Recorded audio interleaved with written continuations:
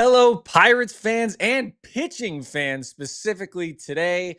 Welcome to Bucs Bounty, Michael McKenry, Stephen Brault, and today we are joined by just an unbelievably special guest, Rob Friedman, better known as Pitching Ninja on all social media platforms.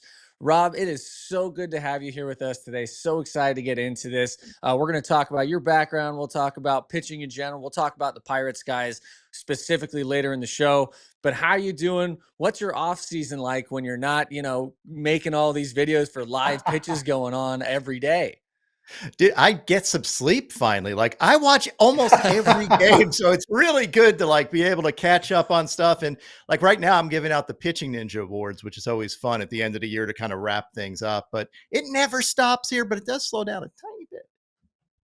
Oh, that's incredible. So, Rob, I'm a huge fan, probably kind of girl tripping on you a little bit. I have a little bit of a crush. Being a catcher, a guy that loves pitching, loves the craft, but also has fun with it. It's amazing. But you went from lawyer to youth baseball, softball coach, and then a high school coach. You started a company, but yet you're a ninja. How does that even happen? Dude, I have no idea. When you say it like that, it sounds like weird. It is weird. Like I had no plans on doing this at all, zero plans. Like, why would I? But yeah, I started coaching and learning from like a bunch of the really, like, we didn't know it at the time. We were all on this message board called Let's Talk Pitching. And it was guys like Kyle Bodie, who started Driveline, Yeah. Eric Cressy, Alan Mhm. Jaeger, a bunch of guys who were big into pitching, Ben Brewster, who started Tread. And I used to like ask a lot of questions because as a coach, I grew up and I wasn't a great player, but I had kids that I was responsible for coaching. And I'm like, I don't want to teach what I learned.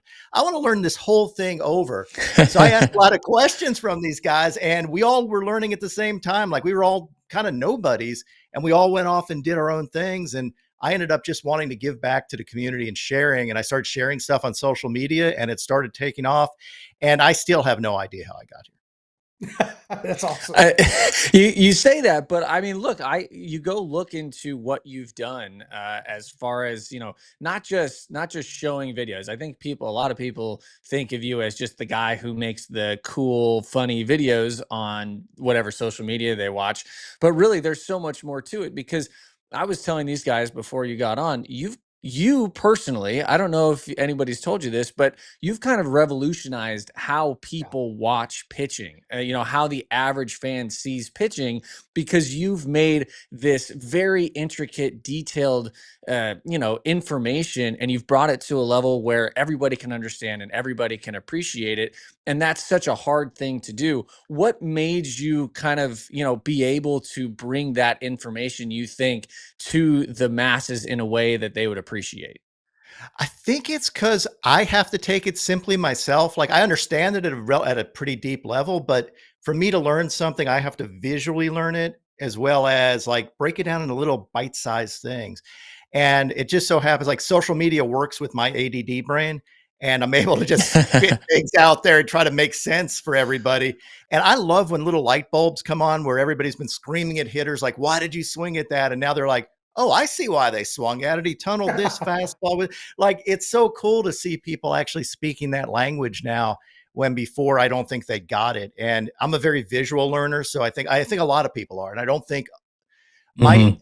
my thoughts were a lot of people didn't take the time to explain it. They just either assumed everybody understood it or maybe, they didn't understand it themselves and just said, oh, this guy shouldn't have swung at this pitch.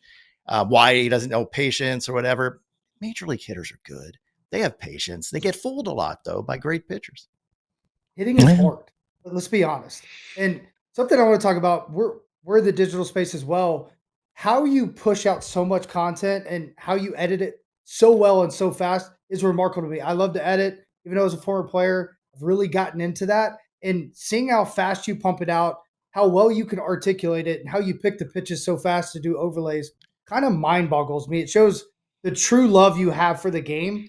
Explain how you got into that because yes, you could pump out content. There's a lot of people that do that, but it's really the quality of what you pump out, how fast you pump it out, and how much fun you have behind it. You could tell the love you have for this game, which I think is infectious for someone even through a tweet. It doesn't matter what platform you watch you on. I can feel your genuine love for the game and learning, and it's really cool. Well, I'm a fan first. Like, I love the game in general. Yeah. I think it means a lot to kids, from giving them self-esteem, teaching them how to work as a team, whole bunch of things. I want to bring more fans into the game. So that's kind of what my goal is that. But like, I am obsessed. Like, during the season, I plan everything around the game schedule, which drives everybody in my family crazy. It's like, are you ready to go? I have to do that by this time. Like, it's rotten. Like, I am watching, I have screens up all over the place. All the posts that you see on X are all mine. Like, I do all of it myself. And it is, I mean, I love it, but I get, by the end of a day, I feel like I played in, 5 games, because I'm constantly, going back and forth and trying to keep up with everything. But it's just like, again, I think you get better and better at it as you do more and more. And it happens to be the way my brain works. It's always worked that way since I was a lawyer. Like, I can think really quickly. If you give me a lot of time to do something, I'm not necessarily going to do it any better than I could do it in 5 seconds, which is bad or Let's talk a little bit about that growth that you've seen.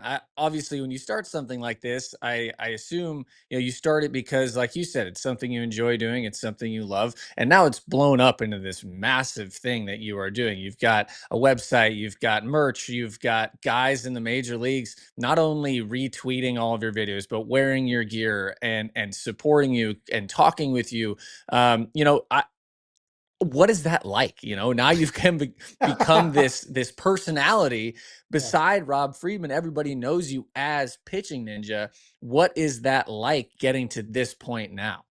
Dude, it is so cool. Like, if that ever becomes old, I quit. Like, it is awesome to be like, I'll be walking on the street or at a stadium, and people will stop me and they're like, ask for like autographs. Like, they're asking me for autographs. And I'm like, yeah, like, I don't care where I am. I could, Yeah.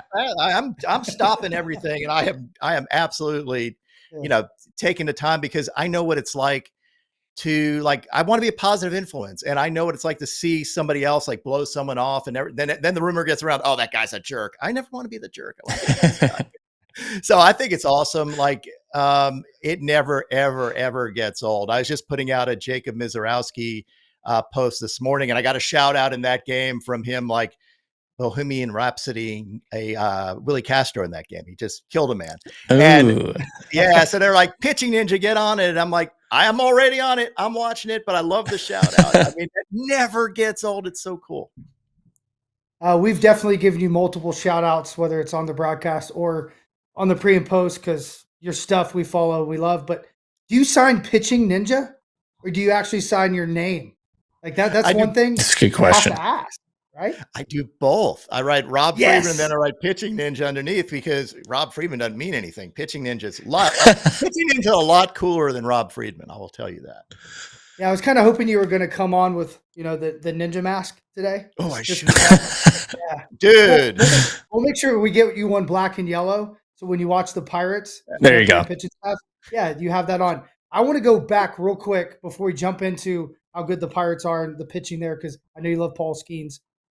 I want to talk about when you were coaching, how big of a shift have you seen? Because I don't think fans understand. You said you didn't want to teach what you knew. You wanted to continually learn.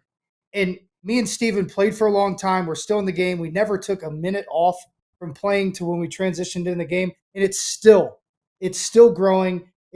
I'm still learning on a daily basis. And I think we feel that same way, as we love asking the question. So how far has it come, and where do you see it going? I know that's a big thing to cover, but someone with your knowledge and coming from here all the way here is remarkable. So one of the cool things, and I'm not plugging it because it's not even out yet, but I am writing a book. I have a book coming out in March about like technology in pitching and how it's made pitchers almost unhittable. And it goes through the history of this. But when I started doing this, I don't think people knew what like a Rapsodo was, or knew like what pitch metrics were. And now if I talk to any pitcher in baseball, they know their stuff frontwards and backwards. And even guys like, probably the most old school pitcher that I know in the game is like someone like Chris Sale, right? Like Chris Sale, you think of, he is as old school as they come. I was talking to him, and he started talking to me about seam shifted wake and how he doesn't know what it means, but he's using it now on his changeup. And I'm like, holy cow, like this is something that I saw come up, and he's now the guy that never would talk science or anything is talking it. And I just love how it's infiltrated every aspect of the game. And pitchers are learning, fans are learning. I know people always go like, back in my day, we just did this and we had Greg Maddux painting corners and all. But, hey, the game gets better. Greg Maddux would be doing things different had he come up today. Like he would be taking all this information, be a better pitcher even. It's hard to imagine, but he would be. Yeah, exactly. Yeah, I think that's what's lost a lot of times. There's a disconnect between people think that these are new stats. They're not. They're new that we can quantify them with the technology we have, but people have been working on getting their slider to move horizontally more forever. And the way that you do that is still the same. It's still adjusting your pitch grip a little bit, maybe changing your arm angle a little bit. Those adjustments are still the same. It's just now that we can actually measure exactly how much that change becomes more of a science than before when it was more of a feel thing, I think is a big difference there. I want to go into really quick just what we have on the screen right now, flatground.org, something that you've started that it really is such a cool thing that I want to make sure that we get out there for you to explain it before we go into the nitty gritty of pitching and the Pirates. What is flatground.org? What did you start it for? And what is it for? Or what does it help people with? So I started Flatground because my son was playing travel ball, and I saw a lot of players that were playing at a pretty high level, a very high level. I mean, we're talking about East Cobb, Georgia, like, top teams, but you're seeing parents and kids, like they're making life choices about, can we afford this? Can I take vacation here? And using up their entire vacation on these tournaments, all their free money that they have for vacations and other things they want to buy to spend on their kid. And everybody wants their kid to succeed, but it's really expensive. And I didn't think baseball should be a rich kid's sport. I think baseball should have like access to, everybody should have access to it for the sport to grow and for the best players to make it there. And I just don't think it's fair that you have, people that can afford the best equipment and the best coaching making it further only because of that. So what I did was I had a following and I said, you know what, I am going to start posting people on Flatground to get the coaches and everybody else is following me to see these players for free. Because again, if they can get noticed for free, then maybe it could dovetail with showcase stuff that they had to do, or at least they can, or they don't have the money to go to a showcase and they can put that stuff out there. College coach can see them and sign them. Pro scouts can see them and sign them. And it worked. Like, there's been over 1,000 kids signed for college, getting college scholarships through Flatground. There's been, I haven't counted the amount of pro teams that have picked up guys through Flatground. Just seeing a guy, a lot of times scouts will write someone off. They maybe threw wildly or they didn't have a lot of velo, and then they worked hard and grew themselves. But scouts kind of forget about them. They saw them once. They're like, oh yeah, I saw that guy. He wasn't any good. And now this gives you a chance to show your best foot. And then it starts a feeding frenzy among the scouts that are now seeing that guy up there, or among the colleges that are seeing that guy up there and going, oh, wait a second, this guy's now really good. We got to get on him. And it puts the player in more control than the teams or the colleges, which is what I really loved. I mean, it's just flipped it all on its head. Rob, that's, to be honest, it's probably my favorite thing you've done. I love the pitching ninja, but I love that you use your platform like that. I have used that multiple times where I've shared a kid with his handle, and immediately the Flatground app throws it out there. A Flatground bat throws it out there, and every one of those kids got interest back through their social media.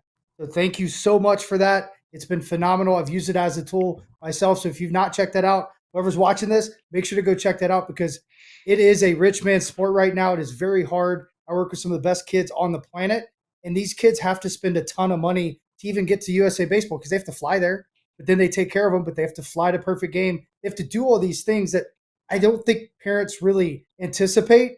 So you're opening up the door to ask the right questions, but you're also giving chances to so many guys that are overlooked. And speaking of that, let's go to the college game real quick before we really get in the pro ball. You have a love for college sports or college baseball. I do too. And some of the stuff you put out in college is probably the funniest stuff you put out, because those guys are in it a little bit different. How do you balance that with how much you have to watch MLB with college. I mean, you have to have 88 TVs in there to figure that out. I mean, that's remarkable. I definitely do. Like, I have guys that I know that I want to watch, and then there are games that I want to watch. And, I try to narrow it down, but I also try to watch as much as I can. If I see someone starting to get some traction or someone pitching well, I'll start watching them just to figure out what they're all about. My son got a baseball scholarship at Georgia Tech, got injured there, but we went through that whole thing. And, it's one of those things, watching all those guys and watching them make it up to the major leagues. Like Brant Herter started out as was one of my son's roommates. Zach Maxwell for the Reds was also one of my son's roommates and broke his countertop by sitting on it. But anyway, there were. It happened. Hello. He's a big dude. It's a big man. But it was like, I mean, watching these kids succeed, that's like my favorite part. Like when you know them and you see them grow up in the game. Y'all have one of them. My son played with Hunter Barco. On the East Cobb Astros. So we have a long history at Hunter, and it's great to watch him come up through the ranks as well. I love that part in college. To me, college baseball, if you're not watching it, you should, because it's a whole nother level of fans getting into it. The players, they're playing a lot of times for the love of the game, and you can see, like, it's so much fun to watch. He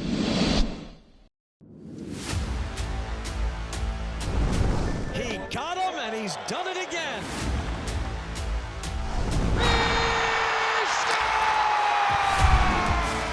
Welcome to Unobstructed Views.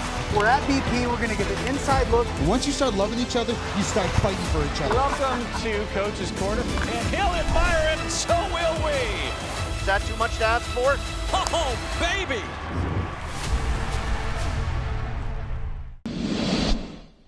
Let's get into pitching, shall we? I've wanted to talk to you specifically about a lot of things throughout my career. Now, obviously, I'm not pitching anymore. But first of all, I have to say one thing. You posted me one time. It was a 94 mile an hour fastball where I froze Chris Bryant, and I'll never forget it, because there's the joke of like, you haven't really made it now until you make it onto Pitching Ninja, right? That's what it feels like. All right. Pitching Ninja appreciates what I did there. And it's true, because I felt that. I was like, look, yeah, that's right. That was a good pitch. I deserve that. Let's go. But as this has gone on and you've started to get more into the major league game and more contacts actually in the game, how has that changed your approach to this at all? Are there guys that you really like to watch and focus on right now in the game? Obviously, we all know that the big important pitchers, and we'll get to Paul Skenes a little bit later, but who's maybe somebody that you really like watching that maybe the average fan might not know as much about? Oh, that's a great question. I'm thinking like, and probably folks know them, but like Chase Burns is a guy that I love watching pitch. I think he hasn't gotten quite the love that some of the other young guys got, and he is spectacular to watch. His stuff is kind of off the charts. Blake Trinan, I think everybody knows my love for his stuff. Like, again, this postseason wasn't the real Blake Trinan. Blake Trinan is the filthiest pitcher on the face of the earth when he is. The witch. Yeah, exactly. Oh. And a long story, but he hates being called the witch. And I stopped it. I had dinner with Blake Trinan, and he's like, man, but I thought it was a great nickname. Like, because his stuff is otherworldly. Like, it's the nastiest stuff in the entire world. He makes the ball move. Call him Dumbledore. I mean, the dude's a wizard on the mound. Exactly right. He absolutely is. Like, so that's one of the guys that, like, low key, I sit there and watch, and he's ridiculous.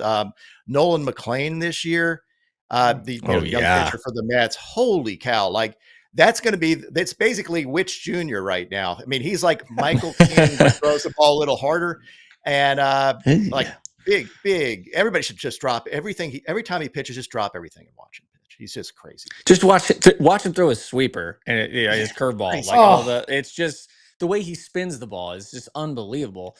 It's nuts. Do you think there's a way to? Sorry, this is a little bit in the woods here, but do you think that there's a way to increase spin rate nowadays? Are pitchers finding ways to increase spin rate, or is that something that's more latent? What you have. Mostly it's what you have. You can do some things with finger positioning or like getting them closer together. For example, on your fastball, sometimes it works for folks. Obviously, we all know about the sticky stuff, which you can't do Right. anymore. Shame on you if you do that. Makes Shame. my stuff better, but Yeah, exactly. yeah, I mean, I say use all of it, but MLB would say don't.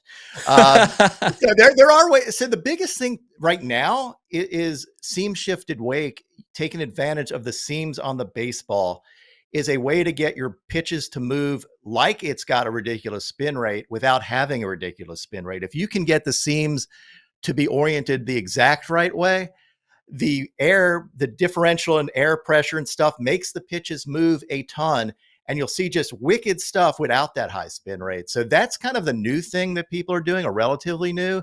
And I had a role in that coming about because I was like the intermediary between the guy who discovered it and Driveline who actually tested it out. But that's been like the biggest thing in the world right now, like seam shifted wake and guys making the ball move like it's got a huge spin rate, or move like it's got a scuff on it almost, because it basically treats the baseball like a scuff. So that's kind of cool. And it's one of those new things too, that you're back in this effect has always been around. We didn't invent it. It's like pitchers lucked into it before. Like David Cohn told me he used to call it catching a seam on the ball, and it would take off in a way that he didn't expect it to. Greg Maddux would do the same thing, but now we know why it happens, and we can teach it to people, and we can use slow-mo cameras like the Edgertronic cameras to slow up the release of the baseball to see how it's coming off your fingers to make sure it's coming off the right way. So you're reducing the amount of iteration you need to get that pitch to move that way. And going back to Greg Maddux, if there was this concept when he was there and how much they use scuff balls then, he would be throwing balls that move 14 feet. So let's just be honest. It would have made him way better, right? Well, like, absolutely. I mean, as a catcher, I used to bounce the ball to second base to get a scuff and hope they didn't see it. I almost got thrown out of the game a couple times doing it. So I love that that's coming back in the game. I hate it for the hitters because it's going to be really hard, but I'm always a catcher first. I want to talk about, you also kind of revolutionized tunneling. I retired from baseball professionally, I say, because I'll play if anybody calls at any point recreationally. You started tunneling for me and a lot of people in this industry based on your videos and how you started to pick pitches. You've gotten creative over time. Your sequencing when it comes to tunneling is outstanding. But how did that kind of come about? What did you see? Was it the old Greg Maddux who said it's the milk cartons or the milk things that kind of drop and they fall off into different ways? Where did that come from? How did you start doing the videos? And the videos are absolutely incredible. It's not easy, folks, to make those. You almost have to take everything away and just have the ball there to actually make it work. And he does it with an absolute grace. Well, thank you. So that was one of those things where I'm watching hitters look stupid and trying to explain it to people. Like, these are the best hitters on earth. They're getting paid a lot of money, and they are much better than you if you're sitting on your couch yelling at them. Like, they're just better than you. So my thing was, I wanted to show why these guys were swinging at pitches that they couldn't possibly hit. And, instead of saying, oh, this guy has no discipline, this guy stinks, he can't pick up spin. Well, secret, very few hitters pick up spin. And I've talked to everybody about this. They see something different, but they don't necessarily see the spin on the baseball. So get it out of your head that all these guys are seeing spin and they're just chasing pitches. They're seeing something, either a release point difference, maybe someone's tipping in some way, maybe they're seeing a red blotch or something like that, but they're not seeing spin. So if you can tunnel the ball perfectly, you can break a hitter's brain because they're hunting fastballs. All hitters, even the hardest throwing guys, they're keying on your fastball. They're waiting. They're sitting dead red because they want to hammer something. They're not sitting on that nasty slider. Believe me, they're not. And if you can make your slider look like that fastball that they just saw, the better off you're going to be. So I wanted to show that visually, and I did a lot of trial and error. I did some photography like in my spare time when I was a lawyer, just for fun. And just a little spare time you had. Yeah, dude, my brain doesn't work very well. It just jumps from thing to thing. But I get it. Trust me, I get it. That's kind of how I ended up here. So I was just trying different things. I'm like, well, if I change this and I do this and I line this up, can I get this done? all of this stuff is self-taught. Like I just spent a lot of time with editing software and tried to explain what I saw to fans. I want to make it so simple that everybody can see what happened. And now people do. And I'm like amazed. I know we're going to talk about Skenes in a little bit, but I was talking to Paul Skenes at the All-Star game, and he started talking about tunneling and what he learned from me tunneling wise. And I'm like, dude, this is awesome. Like, I love it.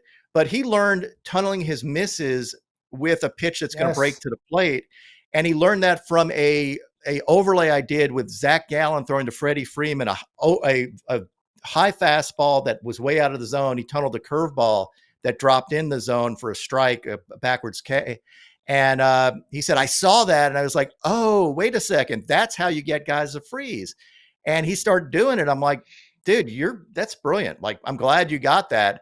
And I'm glad like that video made an impression on people, because that's really why I want to teach fans and I want to teach players to just make the game better. Like you should be free to ask me questions. You should be free to ask everybody questions. I think it's very cool. I think you bring a great point up there, which is some of the differences when, as a pitcher, when you get up to that major league level, as a kid, you're always thinking about what the next pitch is. What am I going to throw next? Major league pitchers are always thinking about the pitch they threw before. What's the last pitch I threw? What did I do to you early in this at bat or the last at bat?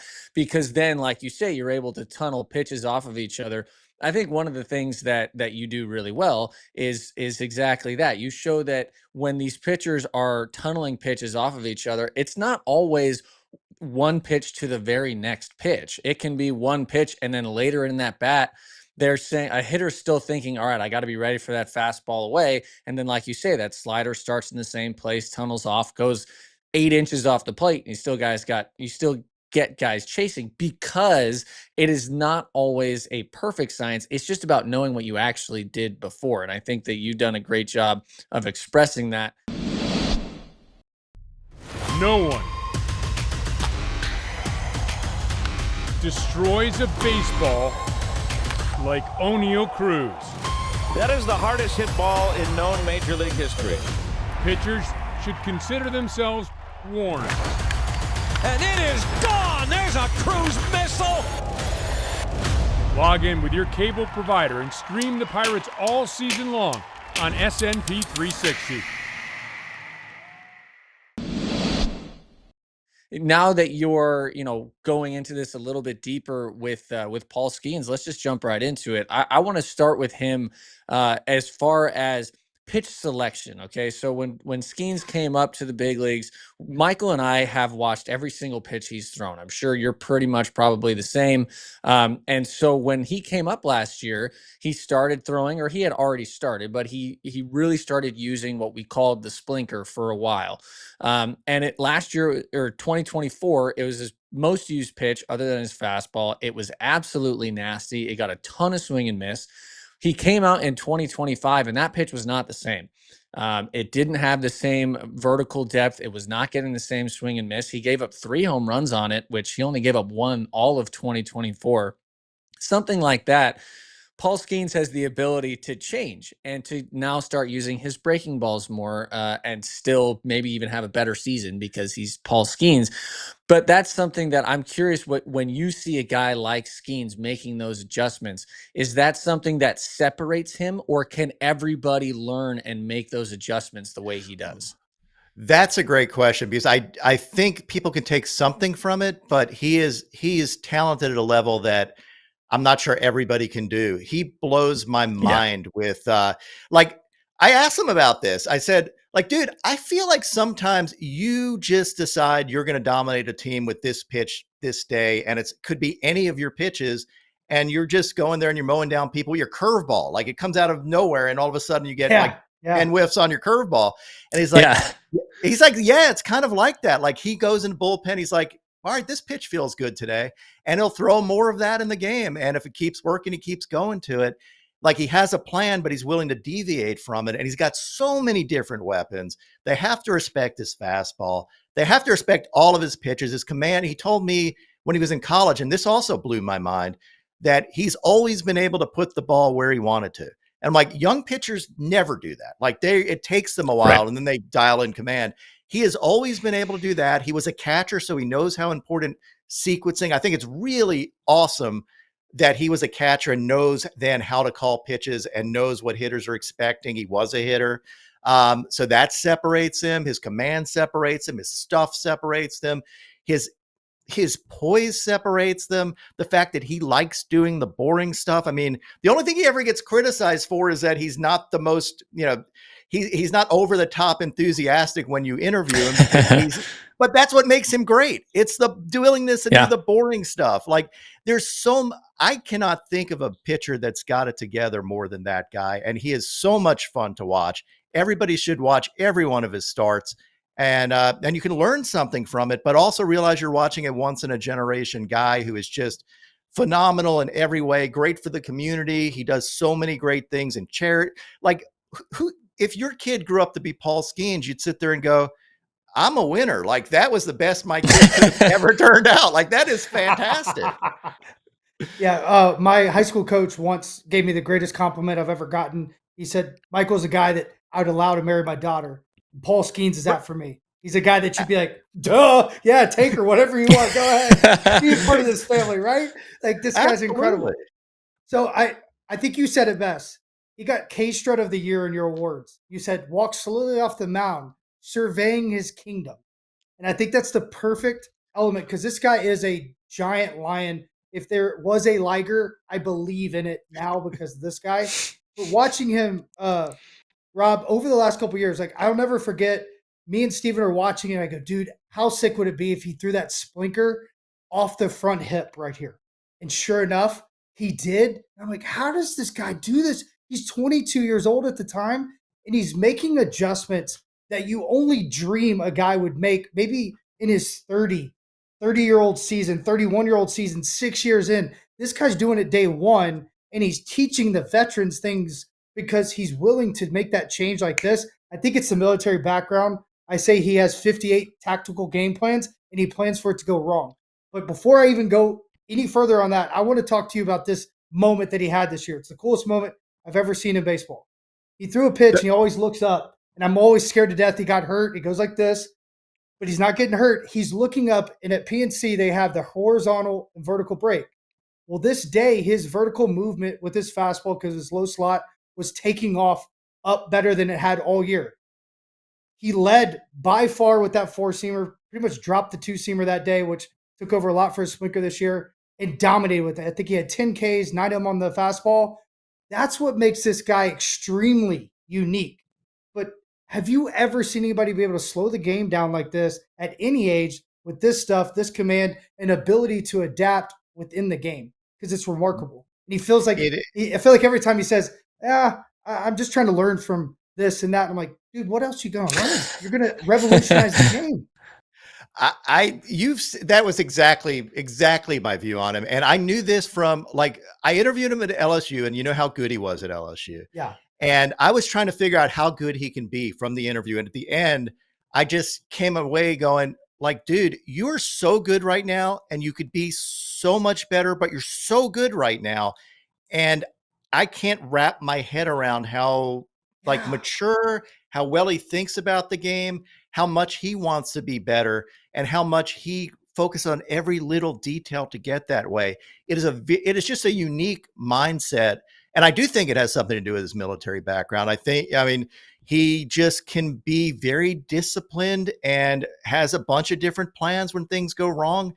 There is no young pitcher that pitches like that. He's so far he pitches that's the thing that's the great combo, right? He pitches like he's 35 and he's 22. He's got 22-year-old stuff.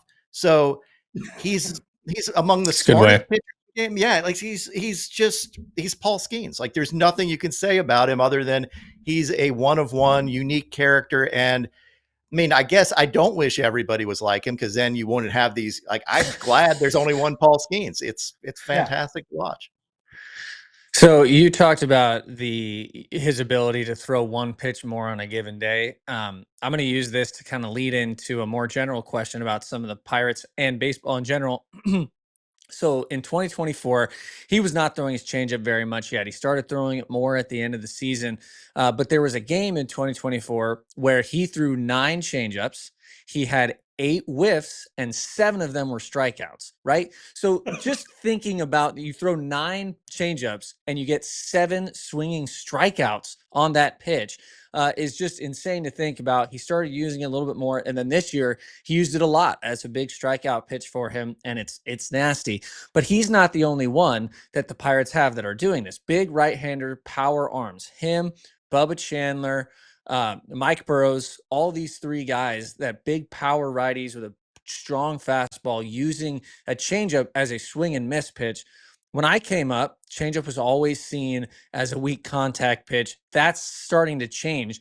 Do you think that's because of the seam shifted wake that we are seeing now more often in Major League Baseball? A lot of it is due to that. And this changeup is probably my favorite pitch too. I think because there are so many different ways to throw one, and they're just like, I'm a sucker for changeups. I did a video on like the origin of like the circle change and all that. And Pedro's changeup, one of my favorites. I named the Airbender. Like, so I get that. I get that. But yes, absolutely. I think that has something to do with it. We're able to manipulate changeups a little bit more now because of seam shifted wake. And those guys you mentioned, like Paul Skenes' changeup, I don't even know. Like, what is his best pitch? Do we know what his best pitch is? No, we really don't. Like, we don't, right? It's not really fair because it depends on what you mean by best pitch. His best pitch is that he can throw all of them whenever he wants. Like, that's his best pitch. You know, it's just not fair. Yeah. Like, I couldn't, if you asked me it, I don't know if I can answer that question. Like, I can answer it for Tarek Skubal. I think his changeup is his best pitch. I don't think I can answer it for Skenes. But yeah, I think we are seeing that with multiple guys. You're seeing that across the league, and people are figuring out like the key to make a really good changeup. And that's one reason why, I mean, last year you had Sale and Skubal win the Cy Young Award, and they both were throwing seam shifted wake changeups. And you're seeing more of that from, I mean, I don't know, it's not a purely lefty thing, but that they both happen to be lefty, but you're definitely seeing that happen more.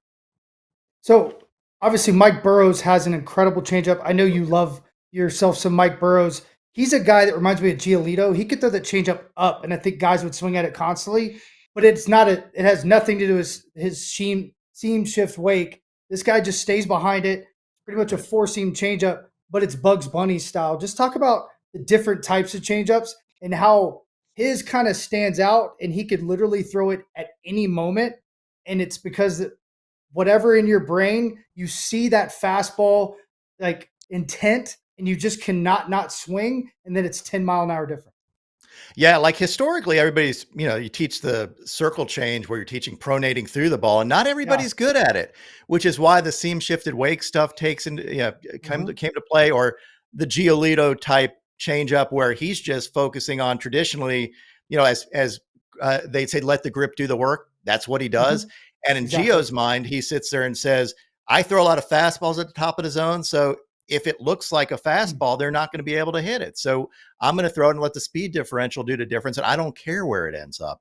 And Burrows is a lot like that, where you're able to throw it up in the zone. You're going to see more of that too, and more pitches up in the zone, off speed up in the zone with the challenge system coming into play next year, because a lot of those pitches don't get called strikes historically by an umpire if it clips the top of the zone.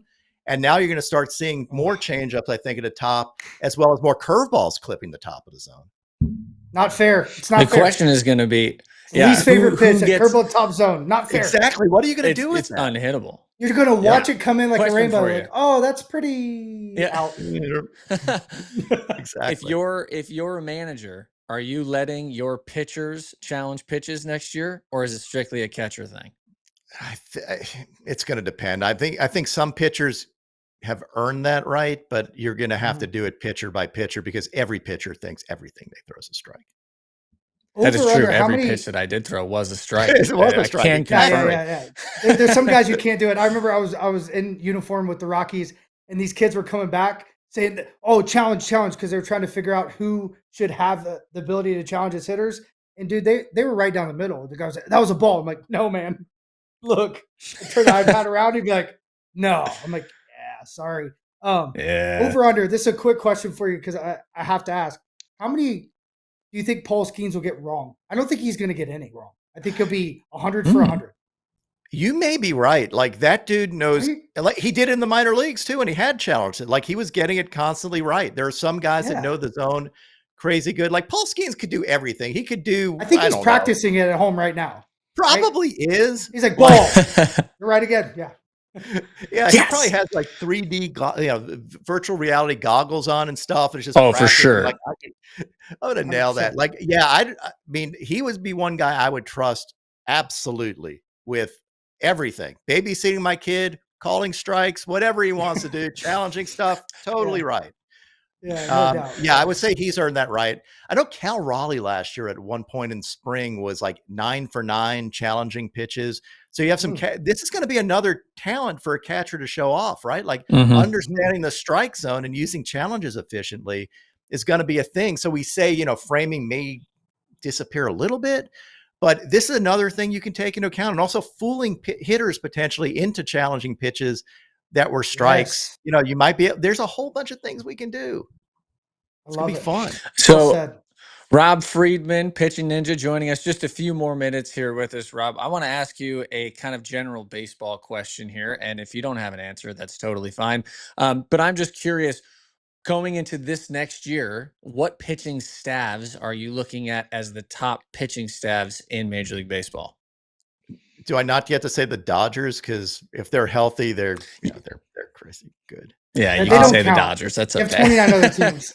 Yeah, right, exactly. I mean, I think like don't sleep on the NL Central staffs. Like, I mean, I've seen. I went to the Reds. The Reds invited me over to their and I'm like, dude, they're shaping up to be a really good pitching staff. You have the Brewers, really good pitching staff. You have the Pirates, who you cannot look at the young talent that you have an opportunity to see every day. And I don't think the rest of the world understands how good the Pirates pitching rotation can be. Like Bubba Chandler is a freaking stud. So I love watching them. And I think, those three jump out to me as I think people are sleeping on them a little bit, and they could very well jump up into the upper tier. You also have to see what happens with trades and stuff, because if Skubal gets traded, he's going to help whatever team he's on, because he's an absolute ridiculous pitcher. But where things shake out, I'd be curious. But yeah, I mean, I would say I focus on things that would surprise people. And I think the three I mentioned would surprise people, and they should be watching them if they're not. Absolutely well said. So this year with the Pirates, we saw them bring up guys like Ashcraft, throw him in the bullpen. Then he started, then went back to the bullpen. We've seen openers, which I was in Tampa Bay when that kind of all came about. They did it because they had so many pitching prospects. They had to figure out a way to get them more innings, and it worked out to their favor. But then in this postseason, we saw the Dodgers use what was best available, right? Their starters were awesome. Their bullpen struggled. Rob, where's the game going? What are they going to do? Are they going to use numbers and just make these guys unhuman? Or are they actually going to say, this guy's human, he can do things that are unnatural, let's let him figure it out on his own? Because it seems like it is shifting all the time. It is. I think we thought we were all going to go to openers and that the starters were going to disappear. And then we see guys like Yamamoto going deep in games and coming in relief and doing everything. To me, that's, I think the talent is if we can develop pitchers that have the durability and can throw relatively hard and put the ball where they want to. There's never going to be a shortage of those. You see, the amount of respect that Yamamoto got in the game among guys that have played the game is off the charts. Fans understood it, but people that have played in the game were coming up to me going, we've got to talk about Yamamoto, because that is an old school throwback guy that everybody loves. He's humble and did what he could do for his team, jeopardized his career, coming back on short rest like that or no rest. He's willing to do whatever it takes and did it and came through in the clutch. He's a legend for forever. And that's what everybody plays the game for. You don't play it for money, you play it for that. And, so I'd love to see more stuff like that, and maybe take into account some of his training regimens where you have more durability in your pitchers. But not everybody can do what the Dodgers did either, because they have, they were able to be patient with their guys, let them go through a time where they were a little bit hurt so they can all come back healthy. And, hey, we're going to call some young guys up while you're on the IL. recovering. We don't want to rush you back. Just be healthy by the end of the year. And they did, and everything dovetailed perfectly for them. Everybody can't do that. Everybody doesn't have that talent. So, the ability to take what you have and basically run with it. I mean, you mentioned the Rays. They did a great job of that. I think the Pirates have an abundance of, amazingly, an abundance of young pitching and young arms, electric arms. I love Ashcraft. I think he's a really good pitcher, and I don't think a lot of people paid attention to him. So, I mean, you have guys out there that you just have to figure out a way to maximize, and every team's different. Well, Rob, thank you so much, man. This has been absolutely incredible. You are a true legend in the world of baseball, and we really appreciate you joining us here. It was a lot of fun. Any quick thing you want to say before we let you go about the book or about Flatground or anything like that? Oh, I mean, pay attention. My book will be coming out in March. Absolutely pick it up. It'll be fun. It's hard to write. It's hard to write a book, dude. Oh yeah, done. Yes. It took my whole off season last year. The fact you did it with your personality, knowing I'm all over the place as well, makes it even more impressive. I will pre-order it today if I can, because I want to read it, because it'd be a dream to write a book. But man, you're incredible. Thank you so much for coming on. I hope you come on again. And if you ever need anything, let us know. I really appreciate it. By the way, Paul Skenes is front and center in that book too. So he is like my prototype of a pitcher. Just to throw that out there. Spoiler alert. I mean, he is spoiler alert. Spoiler alert. I love it. Well, that's totally fair. He's our favorite guy to watch too. Yes. Well, thank you very much for joining us, Rob. Check him out, Pitching Ninja, on any social media platform. Go check out flatground.org if you're trying to get found. And hey, man, we really appreciate it. Look for his book next year. Thanks for joining us on Bucs Bounty, everybody. We will see you next week.